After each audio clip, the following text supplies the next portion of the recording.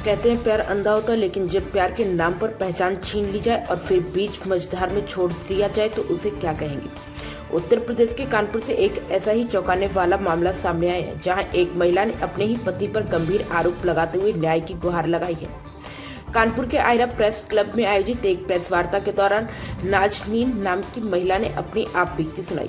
पीड़िता का आरोप है कि राहुल झाबड़ा नाम के व्यक्ति ने उसे अपने प्रेम जाल में फंसाया। आरोप है कि शादी का झांसा देकर पहले उसका धर्म परिवर्तन कराया गया, फिर उसका नाम बदलवाया गया। 6 मार्च 2018 को आर्य समाज और कोर्ट मैरिज के जरिए शादी हुई। शादी के बाद ससुराल में मिली मानसिक प्रताड़ना 2023 में पति ने साथ रहना छोड़ दिया। जुलाई 2024 को फोन पर तलाक की सूचना देकर दूसरी शादी की बात कही। नाजनीन का कहना है कि आज वह बेघर है। उन्होंने कानपुर न्यायालय में धारा 125 के तहत गुजारा भत्ता मेंटेनेंस का भी केस दर्ज किया है। लेकिन हैरानी की बात यह है कि जिस पति के साथ उन्होंने जीवन बिताने की कसमें खाई थी, वही शख्स अब अदालत में किसी भी तरह के वैवाहिक संबंध होने से इनकार कर रहा है। पीड़िता का कहना है कि मेरे पास मेरी शादी के सभी पुख्ता सबूत मौजूद है। मुझे इंसाफ चाहिए और प्रशासन को इस धोखाधड़ी के खिलाफ सख्त कदम उठाना चाहिए। फिलहाल यह मामला कोर्ट की चौखट पर है, लेकिन सवाल वही कि क्या धर्म और नाम बदलवाने के बाद इस तरह की किसी की जिंदगी से खिलवाड़ करना जायज है। अब देखना यह होगा कि प्रशासन इस मामले में नाजनीन को क्या न्याय दिला पाता है या नहीं। प्राइम संदेश न्यूज से संवाददाता सावेज आलम की रिपोर्ट।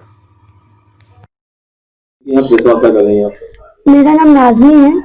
मेरा धर्म परिवर्तन करा के मुझसे शादी करी गई और पत्नी बना के अपने घर में रखा गया। उसके बाद मुझे छोड़ दिया गया, ये कह के कि मेरा तो मुझसे तलाक हो चुका है। किसने कहा ये? मेरे पति राहुल झाबड़ा ने। कहाँ रहते हैं ये रहते हैं 1259 रतनलाल नगर। तो इस चीज को लेकर आपने जो है थाने में इनसे मुलाकात कैसे हुई?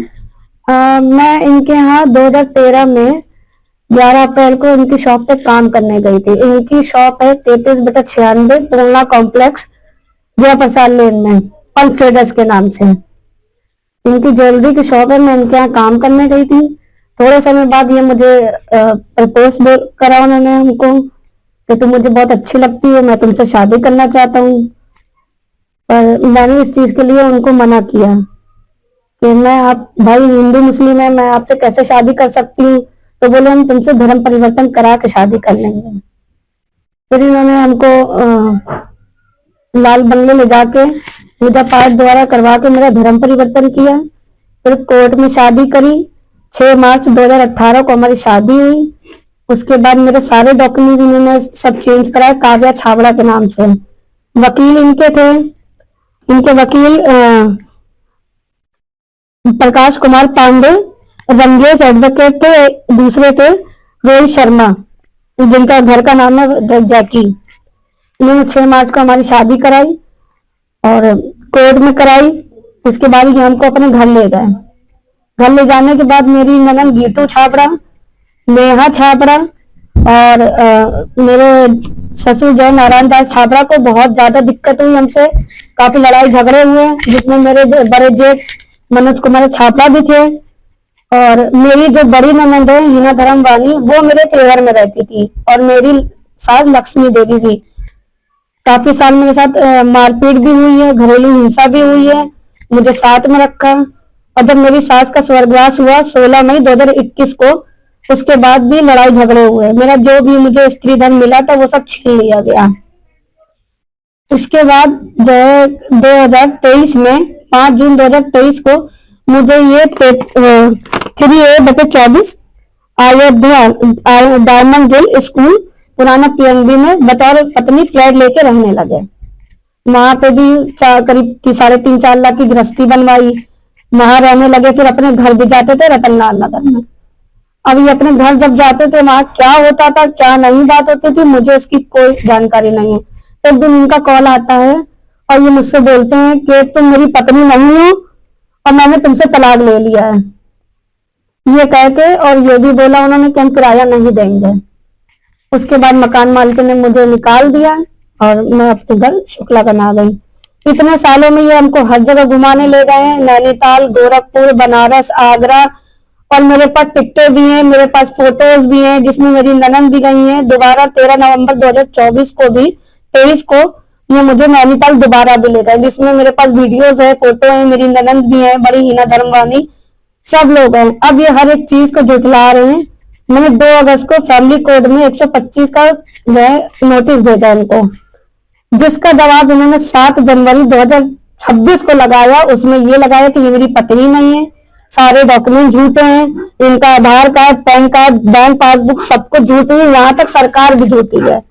ये हमसे यही कहते हैं कि अगर हमको सजा दिलाओगे तो हम तुमको जान से मार देंगे। और मेरे पास पैसा बहुत है, जिसमें हम जज को खरीद लेंगे, वकीलों को खरीद लेंगे, पुलिस वालों को खरीद लेंगे। धर्म परिवर्तन इन्होंने जबरदस्ती कराया कि आपने अपनी मर्जी से? नहीं, इन्होंने हमसे जबरदस्ती कराया था। तो उस पर आपने क्यों नहीं विरोध किया? क्योंकि ये मुझे डराते धमकाते थे। मैं बहुत गरीब परिवार से थी, मेरे माता पिता भी खत्म हो चुके हैं। अब ये प्रेस कॉन्फ्रेंस कराने का आपका मकसद क्या है? मुझे आपने 125 डायल किया, पुलिस इसमें आपको कोई सहयोग करेगी नहीं? मैं पुलिस के पास भी 1076 के माध्यम से मैंने 2 बार पुलिस थाने में भी कंप्लेन करी। गोविंदनगर थाने में मेरी कोई सुनवाई नहीं हुई। एक बार उन्होंने मेरे ससुराल वालों को बुलाया और उसके बाद बात करी तो मेरे पति ने वहां पे बोला तो ये मेरी पत्नी, हम इनको नहीं रखना चाहते हैं। उसके बाद अपने सारे बयान से पलट गए, जिसमें गोविंदनगर थाने में विनायक सर ने एक रिपोर्ट लगाई 1076 पे कि ये पति पत्नी द्वारा विवाद है और ये लड़ाई हुई थी, काव्या जी अपने घर चली गई हैं और राहुल छपरा उनको लेने नहीं जा रहे हैं।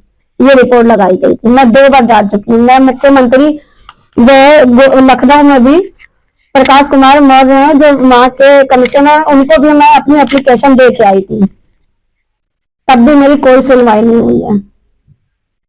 और या तो मुझे ये लेकर रहे हैं क्योंकि मैं इनकी पत्नी हूँ, मेरा कोई आगे साधन नहीं है, मैं 8,000 की नौकरी करती हूँ, मेरा कोई भरण पोषण नहीं हो पा रहा है। या तो मुझे ये लेके रखे, नहीं तो फिर सजा काटे। हम बस यही चाहते हैं। शादी को 8 या 9वां साल लगने वाला, 6 मार्च 2018 को शादी हुई है, बच्चे नहीं है। बच्चा मेरे प्रेगनेंसी थी, जब मेरा भाई खत्म हुआ तो उसमें मेरा मिसकैरेज हो गया। उसके भी मेरे पास फोटो, जिसमें इन्होंने केक भेजी थी मुझे, ये कह के कि इसको मुझे नहीं चाहिए बच्चा। मेरे पास इनके और मेरे वीडियोज हैं, फोटोज हैं, सब कुछ है। मैं इनकी शॉप पे 10 साल काम करा। शादी करने के बाद भी मैं 2022 तक इनके शॉप पे काम करते रही और इनके साथ रहते रही।